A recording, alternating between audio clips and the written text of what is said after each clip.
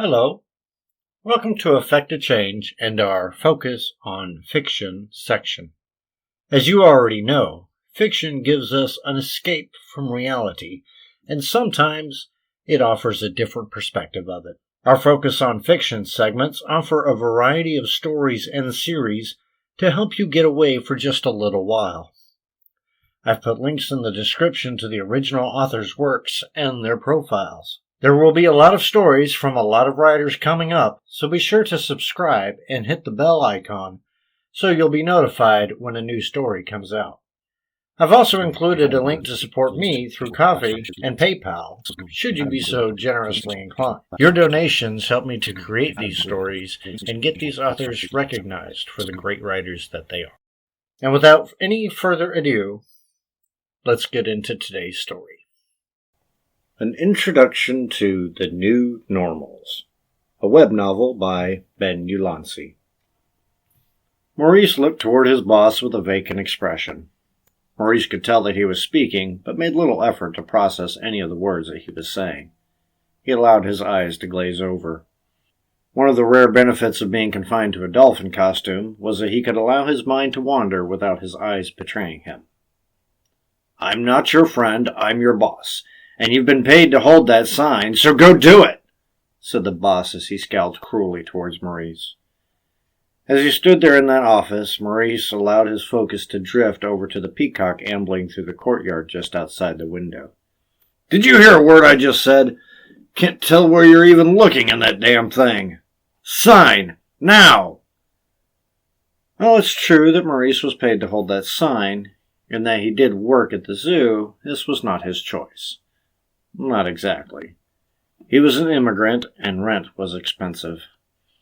But he also had an agenda, and the dolphin costume granted Maurice a degree of anonymity that he'd grown to appreciate in his brief tenure at the zoo. He reasoned that he might even keep the costume once he'd carried out his plan. He walked placidly out of the boss's office with little more than, "Okay, mate." He closed the door quietly behind him and began walking his way toward his post. Once he arrived, he continued walking. The man working one of the concession stands gave him a confused look.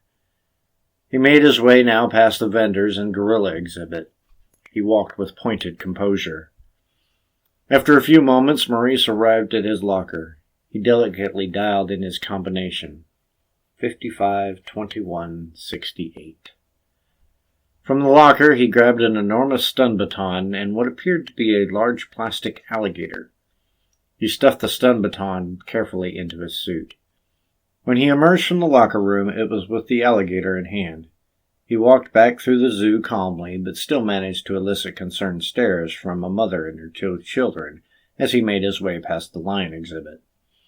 Perhaps it was the alligator that Maurice held tightly within his flipper. He made his way now past the primate exhibit again. A member of the custodial staff walked towards him. "Hey, Maurice! Everything okay? You look a little, "Not today, mate." Maurice continued walking now past the reptile house.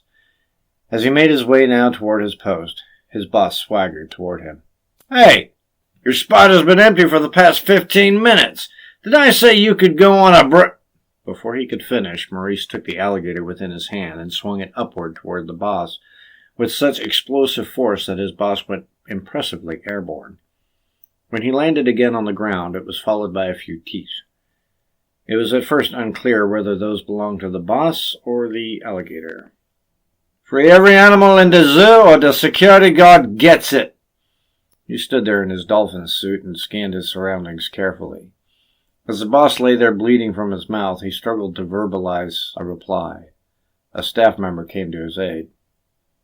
"Sir, we can't just release every animal." "Looks to me like you can." "Sir, there are rules. Those keys you got there?" "Sir, looks to me like you got the keys right there." "It would be incredibly dangerous if the hippopotamus and the tigers roamed the streets of More dangerous than life in a cage, mate."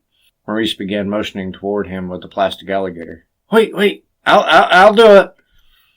It was at this moment that the two security guards crept up behind Maurice. As one readied a pair of cuffs behind him, the other approached the costume man with a clenched fist around the gun in his belt. But with a deft motion, Maurice grabbed the stun baton from within his suit and hit the first guard over the forehead. He then turned on a dime and began stunning the guard that was now motioning toward him with the handcuffs. But the handcuffs were too metal for his own good, and he was barbecued almost instantaneously. "Oof. Sorry there, mate," he said, now sincerely apologetic. He then turned toward the staff member he had spoken to a moment prior. He gestured for him to toss him the keys. He looked hesitant for a moment, but decided to relent. He tossed the keys towards Maurice. Even with the costume, he'd hardly broken a sweat. An hour later, panicked reports began coming in from the city of Philadelphia. Citizens were stunned to see a giraffe ambling up South Street. Perhaps even more alarmed were the joggers of Fairmount Park, who found their runs cut short by a family of enraged gorillas. But no one was more shocked than the rush-hour commuters who had their cars trampled by the hippopotamus sauntering down Broad Street. Some of the more extreme eyewitness reports claimed that a man in a full-bodied dolphin costume was actually riding the hippopotamus. I know you enjoyed this story. Show your support to the writer by following the links in the description and sharing it with your friends. Support this channel with likes, shares, and by subscribing. Any donations are greatly appreciated as well.